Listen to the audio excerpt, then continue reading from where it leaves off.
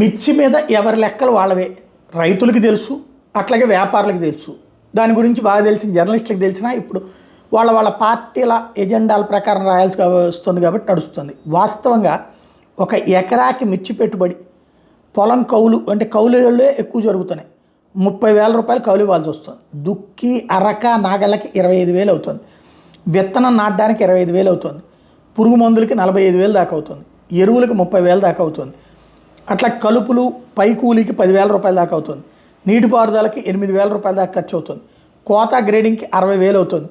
గోతాలు తొక్కు కూలీకి 7,000 అవుతుంది. యార్డ్కి ట్రాన్స్పోర్ట్కి 5,000 అవుతుంది. ఇక పై ఖర్చులు ఓ 10,000 దాకా అవుతుంది. టోటల్గా ఒక ఎకరాకి 2,55,000 రూపాయలు మిర్చికి పెట్టుబడి పెడుతున్నారు. అదే సందర్భంలో రెగ్యులర్ మిర్చి ఎకరాకు సగటున 22 క్వింటాలు పండుతుంది. అందులో 20% తాలు అంటే డ్యామేజీ లేకపోతే పనికిరానటువంటిది, కొంత దీనికి పచ్చళ్ళ వాటికి పనికిరానటువంటిది.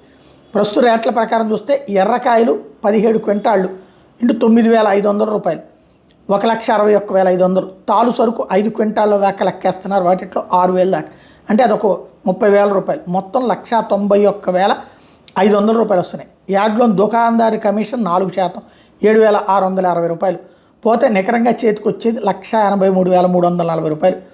పెట్టుబడి 2,55,000, ఫలసాయం 1,83,000. పోనీ ఖర్చులు ఇదంతా నేను చెప్పిన దాంట్లో కొంత తగ్గించేద్దాం, ఓ 30,40,000 తగ్గిద్దాం. కనీసం 2 లక్షల ఖర్చు, ఆదాయం 1,80,000, 1,83,000. అప్పుడు ఎంత తేడా వస్తుంది? 20,000 ఎకరాకి నష్టం వస్తుంది. మామూలుగా అయితే 70,000 దాకా.